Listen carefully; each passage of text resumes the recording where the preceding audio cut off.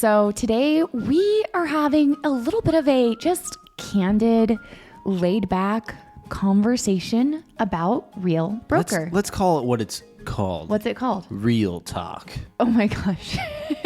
Okay. No pun intended. Real talk about real. That's what we're had to talking say about that. today. And it's so funny though, like throwing around that name and when you and I are talking like real inspections. I'm a real estate agent with Real Broker. Yeah. So first it's so off, universal though. It's fun. First off though, we have been getting a lot of questions about Real Broker, and though that's kind of where this video is stemming from, is just answering these, recently asked questions that come to the top of our heads and just giving you guys a little update. Well, like it's one of the same questions you guys as real estate agents or looking to be a real estate agent might get asked on a phone call for sale by owner. And I get asked this is, Spencer, I've never heard of Real Broker. Yeah. Well, the cool part is I get to then say, well, I've been part of Berkshire Hathaway the last 8 years. My team and I have been there, and we just made a move probably 5 months ago. And here's why I think it was important for my clients. And that is how I get to promote, advertise Real Broker as an agency, but then I get to promote and market the listing materials that it's actually going to be doing my seller services with. And that's been the most exciting thing for me. I haven't really been looking at that as a challenge prospecting wise and using this brokerage as a negative thing. I know in the brick and mortar building, especially where we were at Berkshire Hathaway, they were so big on, well, everybody's going to know your name. Everybody's going to know your brand. Gosh, Everybody's going to know your sign. It's a beautiful purple sign. Yeah. I honestly rarely get asked, what company are you again? Yeah. It really never gets brought up. I really, really believed that. I did too. My clients are working with me because they trust this brand. I really, truly thought that. And I also thought, I'm so young, and so I need this really good quality brand behind me. Mm-hmm. But I have found that not a single client has asked me since I've been with Real, not once, what brokerage are you with, by the way? Literally no one knows. I think it's partially because of, one, the nature of where our clients are coming from nowadays, YouTube, but two, like people, I feel like they don't care anymore. I think that was a thing of the past. Like maybe back in like the 80s and the 90s, it was a thing. Maybe even like maybe some older generations care about that. But I know for us, like when I'm working with younger people, they do not care or even know how that works or know like what the heck a real estate brokerage is. They just want me to help them buy a house. Right. In my experiences, just dealing with like home insurance, car insurance, understanding that the big companies that maybe you see on a commercial, I mean, I've called them, I've been quoted from them. They usually always tend to be higher. It's a higher quote. So sometimes people associate that bigger brand with, I might have to pay more money. And that was actually the case at our previous brokerages. Yeah. We held ourselves to, I guess you could say, a higher standard in the industry, but it was more the brokerage franchise standard. And that was kind of a problem with me. And that's what I'm realizing now at our new brokerage. I'm able to expand my thoughts of. And what I mean by that is not put myself in a box. I just felt like I was in parameters. I was kind of told this is the way it was, and I was brainwashed. Yeah. And now that we're just thrown out into the ocean, and we're month 5, month 6 now at Real Broker. Yeah, I think about 6 months now. I was just on a listing appointment this morning, and it's going to go active tomorrow. That's how beautiful this is. I call, I book, and next day we get their homes listed. And it's really up to the dependent agent. You, how well are you, in a sense, like my brother would say, selling yourself? And that just means like the agent behind the listing is really what drives those listings to sold. I really believe in that. Of course. Now, everybody can say, man, they have the best branding. Man, we have the best marketing or strategies in just we pay to have this resource.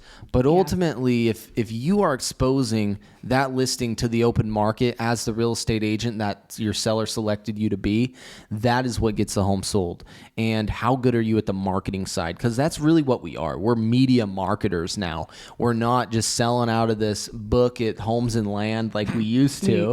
We used to pay for, what was it? It was like $500-$600 fee for this every month. I was in Homes and Land. I think I got like one call from the whole time. Don't get me wrong, I did though. but it's good advertising. These things work for some home homes, and for others, they don't work. It's just not the best way. And yeah, I would put like higher price listings in it back in the day. But does anyone do homes and land still? Let me know. I'd love to hear about it. But like the whole point though that I was making was that was an older business philosophy. Yeah. And now we've moved on. We're in 2024 and we're heading to different times. And a lot of it's digital and the marketing side. And if you're not working with AI or just something more tech industry driven, I think you could be missing out in doing a disservice for a lot of your clients. Yeah. And a big way is the buyers. I think the buyers are one of the most important game changers that we have been realizing.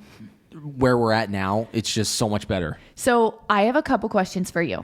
But if you are new here and you maybe, or you don't even know what Real Broker is, or you want more information, like this, I guess this video isn't really explaining much about that. It's more just like us having a conversation about it, real and raw, not planned at all. So if you're in that boat, go head over to my channel. I have a playlist called Real Broker where you can find out all the information that you need about it. How have you been able to impact or benefit your buyers through the technology that we're able to use at Real Broker? Well, here's an instance. I'm going to text you an app and you get to download this app. Now, that app is associated with your online account with our direct website through Chime, which comes with Real Broker. When you sign up, you get a free Chime CRM. And if you're not using that CRM, I highly suggest you go look it up. Well, it's $40 a month. I think it's usually $700 now a month, which is basically free because there you go. That's like a super For me, good I look discount. at it as free with Real Broker because of that cost break. I mean, she just said around $700. It does, and it would cost you $700 if you weren't associated with Real. Yeah. But so look up that CRM system, Chime CRMs. It's quite unbelievable. But so it's benefiting my buyers because I'm able to send them that app. It's a Closely app, and that's directly associated with your Chime CRM, which is connected with all your WVMLS websites, which then allows your clients to browse, select, and create custom searches for the properties they are looking for. Now, say they're just not ready to buy. They can literally mark that, and then it's only going to show up one day a week rather than all 5 days a week and be really aggressive with them. So there's definitely room and areas to change the profile, and you can specifically be doing that as the real estate agent, or the buyer specifically can be doing that. Now, I know every brokerage has this same old property alert, but from my experiences using it, I think, for one, having that app and just letting an individual drive that personally, it's really fun, but then it's also holding your buyer accountable, and then your branding is just getting pumped into them, whether it's through email or text through the AI assistant. I think it's like really, really good for lead follow-up and lead generating because everybody knows it. When you go on Zillow, you see a million faces, and every listing that buyer selects no more information about, they're selecting a new agent. So these buyers are sometimes getting bombarded with like 5, 10, 7 different agents, and they don't even know who's who anymore. If they can keep it in one category, which is you as the agent, that is what's going to drive you more business, more consistent business, but at the end of the day, less confused clients that you get to help out with the buying process for.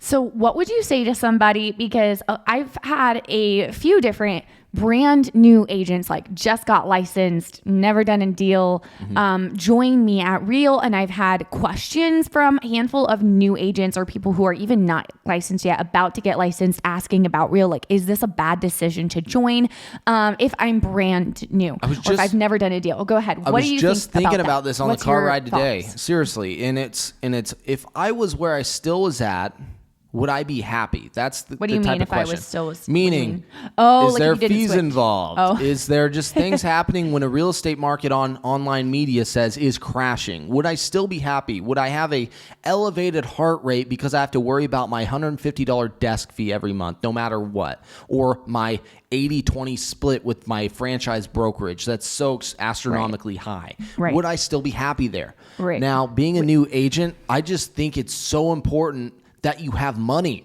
That's the biggest stressor. Is if I'm a new agent, I just understand I paid for this real estate course to get licensed. I just paid to do my state license testing. I just paid the WVMLS, the yearly or quarterly fee. I just paid to have my headshot done. There's money, money, money, and it just seems to never end. But after that first month, Now you're ready to go out and get business. And that's what I love about Real Broker. It's because once you sign up, there's no more additional fees. Every fee comes out of maybe your next future transaction of $375. Right. And they only do that for the first 4 transactions. It's and then after your 6th transaction, roughly, you're at a $12,000 cap. Now you're going to be making 100% of every real estate deal. Yeah, I agree with you on that. I think that if you're a brand new agent, just to be completely honest, it oftentimes takes a lot longer than what you are expecting to start making money and getting, consistent business. And if you're having to pay all these monthly fees like you do at like all these other brokerages, then that could really just make it so maybe you can't last as long as until you can't last until you finally get that breakthrough and start getting that consistent business, because it can take some time. And that's one thing that I really do think is a pro for brand new real estate agents at Real Broker is we don't have any monthly fees. Even EXP, another cloud-based brokerage, has monthly fees, but we have none of that here. And so I really think that's a big benefit to brand new agents starting out. What has been your, biggest thing since we did our last, we went on here not too long ago and did a little update about how we were liking Real, mainly because I wanted to chat with you about your perspective on it. Has anything changed, or is there anything right now that you're liking new besides what we talked about last time? And I just found something out 3-4 weeks ago, and it's Real Broker supports manufactured home and park sales. Us at Berkshire Hathaway, we were kind of known as the agents that do manufactured homes and parks. A lot of our deals came from that. Over, I would say, 25 deals a year, just straight up manufactured homes. And I was under the impression, making the move to Real, man, that side of our business is dead. That side of our business will never be able to perform because we don't have a manufactured home license to sell. Well, guess what? Real Broker does. I called my principal broker. I called him, and then I asked him, and he said, actually, this last month, we just got our manufactured home license. So you're good to sell in a park, Spencer.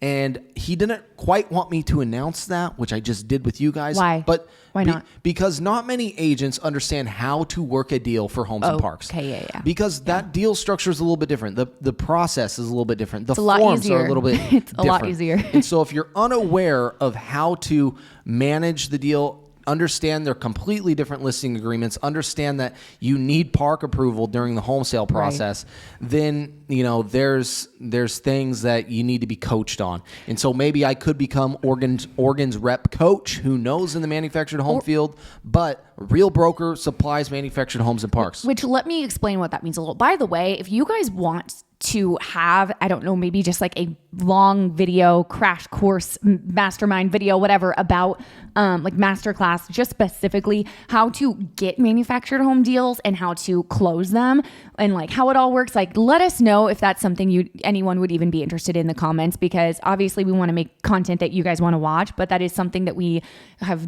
done so many. I've mentioned before that that's really how I got my start in the business when I was so young. That's the only reason we did it. And so, she got her start there. We don't ask for that business. No, it comes to us we now. don't go find it now by any means, but we'll still take it. And so just because, like I said, once you get the hang of it, they're actually so much easier than a stick-built home. So if anyone's interested in that, we could totally do a crash course and share all our secrets. I got a fantastic script I used to use back in the day that gets them every time. But anyway, I think that'd be a huge benefit for someone to be your sponsor. Could be a benefit, but let me just explain what that means. So basically, what he's talking about is, so there is a thing called a buying and selling license, which is what you need to sell a manufactured home in a park that's not on its own land. That means it's personal property. So it's not real property like a manufactured home on its own land, or like the home we're sitting in right now. It's personal yes, it's real property. So manufactured home in a park is real personal property. Wow, I'm all over the place because you're buying the home and you're not buying the land. You pay space rent on the land.